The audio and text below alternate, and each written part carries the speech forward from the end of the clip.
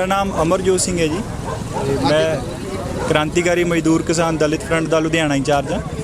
तो असी जो पिछले दिनी घटना वापरी है लखीमपुर खीरी विच, जो बीजेपी के मतलब जो बंदे सीगे जिहड़े मिनिस्टर दे, उन्होंने किसानों उपर गड्डियां चढ़ातियां। असी उहदे रोस वजों एक श्रद्धांजलि वजों एक असी मार्च कर रहे हैं।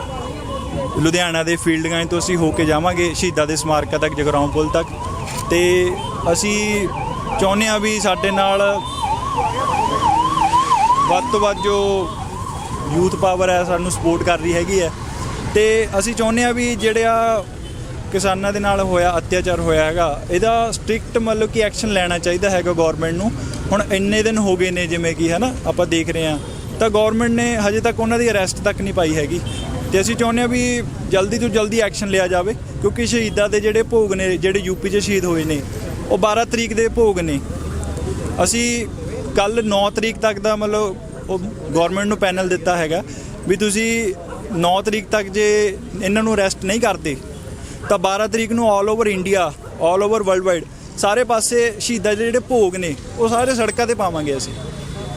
क्योंकि एक हद तो भी वध वाला काम हुंदा है। साडे तां गड्डी थल्ले कुत्ता आ जाए सानूं उहदा भी बड़ा दुख रहिंदा हैगा, पर इन्नी दरिंदगी नाल गड्डी चढ़ा दित्ती, विचों 18-18 साल के नौजवान भी सीगे।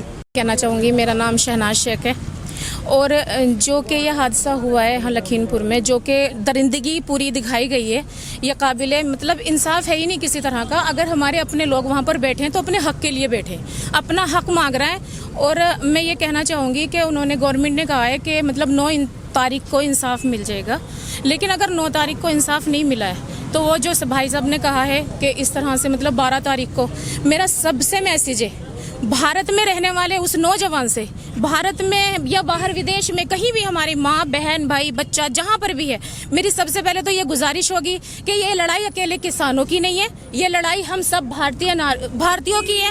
और जितने भी देश में हमारे बाहर विदेशों में भारतीय रह रहे हैं ना, इन सब की है। अगर किसानों का ये काला कानून वापस नहीं लिया गया तो ये बेइंसाफी हमारी सबकी है। तो मैं सभी को एक मैसेज देना चाहती हूँ कि सबको बाहर निकल के आ जाना चाहिए। अब ये सरकार ऐसे नहीं झुकेगी और हमें झुकाना ही पड़ेगा, क्योंकि देखो आज हमारे बच्चे शहीद हो रहे हैं, हमारे भाई शहीद हो रहे हैं, हमारे बुजुर्ग शहीद हो रहे हैं। ये आंदोलन कर रहे हैं, अपना हक मांग रहे हैं। हम कोई गुंडे नहीं है, हम कोई आतंकवादी नहीं है। अगर हमारे भाई बुजुर्ग वहाँ पे सड़क पे बैठे हैं तो अपने हक के लिए बैठे हैं। और हमें हमारा हक क्यों नहीं दिया जाए? संविधान में रहने का हक हमें है। अगर हमारे बुजुर्ग ये आज़ादी देकर गए तो आज़ादी जीने का हमें हक है, तो ये कानून हमें वापस इन्हें लेना ही पड़ेगा, हमारे कानूनों को।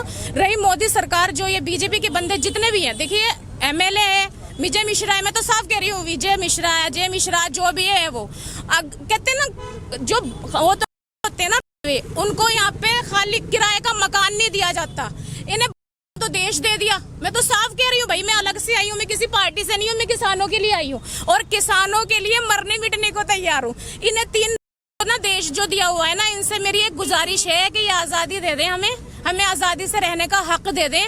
नहीं, जिस वक्त हमें आज़ादी छीनने का आज़ादी मिल गई ना, तो ये नहीं रहेंगे फिर। ਅਸੀਂ ਤਾਂ ਸਪਸ਼ਟ ਕਹਿਣਾ ਚਾਹੁੰਦੇ ਹਾਂ ਵੀ ਜੋ ਪਿਛਲੇ ਸਮੇਂ 'ਚ ਜਦੋਂ ਦੀ ਬੀਜੇਪੀ ਸਰਕਾਰ ਆਈ ਹੈ, ਜੋ ਘਟਨਾਵਾਂ ਘਟ ਰਹੀਆਂ ਨੇ, ਇਹ ਸਪਸ਼ਟ ਆ ਵੀ ਫਾਸ਼ਿਜ਼ਮ ਵੱਲ ਨੂੰ ਵੱਧ ਰਹੀ ਹੈ।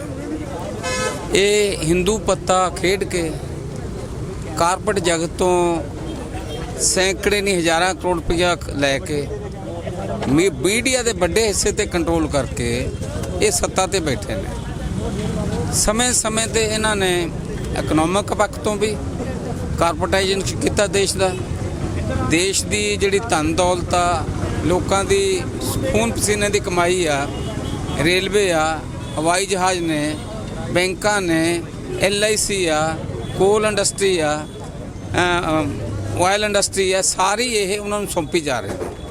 ਅੱਜ ਇਹ ਖੇਤੀ ਹੈ ਜਿਹੜੀ ਖੇਤੀ ਨੂੰ ਅਡਾਨੀਆਂ ਬਾਨੀਆਂ ਨੂੰ ਦੇ ਰਹੇ ਨੇ ਤਾਂ ਕਿ ਜੋ ਅਨਾਜ ਦਾ ਟੋਟਲ ਖਾਦ ਪਦਾਰਥ ਇਹਨਾਂ ਦਾ ਕੰਟਰੋਲ ਹੋਵੇ। ਇੱਕ ਐਂਗਲ। ਦੂਸਰਾ ਐਂਗਲ ਆ ਵੀ ਇਹ ਮਿਨੋਰਿਟੀ ਦੇ ਨਾਲ ਹਮੇਸ਼ਾ ਧੱਕਾ ਕਰਦੀ ਆਈ ਹੈ। मैं तरुणजन बावा, राष्ट्रीय अध्यक्ष भारतीय आर्थिक पार्टी।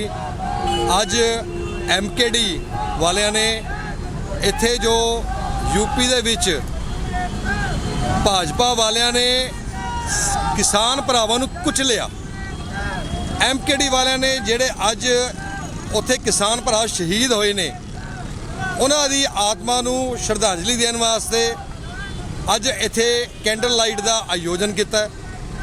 ਮੈਂ ਰਾਸ਼ਟਰੀ ਅਧਿਕਸ਼ ਭਾਰਤੀ ਆਰਥਿਕ ਪਾਰਟੀ ਔਰ federation of all India textile and knitwear association Ludhiana ਤੋਂ ਇਹਨਾਂ ਦਾ ਬਹੁਤ ਧੰਨਵਾਦ ਕਰਦਾ ਹਾਂ ਐਮਕੇਡੀ ਵਾਲਿਆਂ ਦਾ, ਜਿਨ੍ਹਾਂ ਨੇ ਘੱਟੋ ਘੱਟ ਇਸ ਬਸ਼ਰਮ ਕੇਂਦਰੀ ਸਰਕਾਰ ਨੂੰ ਜਿਹੜੇ ਕਿ ਸਾਡੇ ਕਿਸਾਨ ਭਰਾਵਾਂ ਨੂੰ ਕੁਚਲ ਰਹੇ ਨੇ ਉਹਨਾਂ ਦੀ ਯਾਦ ਵਾਸਤੇ ਔਰ ਆਮ ਲੋਕਾਂ ਨੂੰ ਜਗਾਉਣ ਵਾਸਤੇ ਆ ਜੋ ਧੱਕੇਸ਼ਾਹੀ ਅੱਜ ਕੇਂਦਰੀ ਸਰਕਾਰ ਕਰ ਰਹੀ ਹੈ ਉਹ ਆਮ ਬੰਦਿਆਂ ਨੂੰ ਸਾਡੇ ਵਪਾਰੀਆਂ ਨੂੰ ਜਗਾਉਣ ਦੇ ਵਾਸਤੇ ਜੋ ਅੱਜ ਇੱਥੇ ਇਹਨਾਂ ਨੇ ਕੈਂਡਲ ਲਾਈਟ ਦਾ ਆਯੋਜਨ ਕਰਕੇ ਆ ਜੋ ਰੌਸ਼ਨੀ ਹੈ ਆ ਜੋ ਪ੍ਰਕਾਸ਼ ਹੈ ਆ ਤਾਂ ਪਰਮਪਿਤਾ ਪਰਮੇਸ਼ਵਰ ਮੋਦੀ ਦੀ ਜਿਹੜੀ ਬੁੱਧੀ ਖਾਲੀ ਹੋ ਚੁੱਕੀ ਹੈ ਜਾਂ ਅੰਧਕਾਰ ਛਾ ਗਿਆ ਉਸ ਦੀ ਬੁੱਧੀ 'ਚ।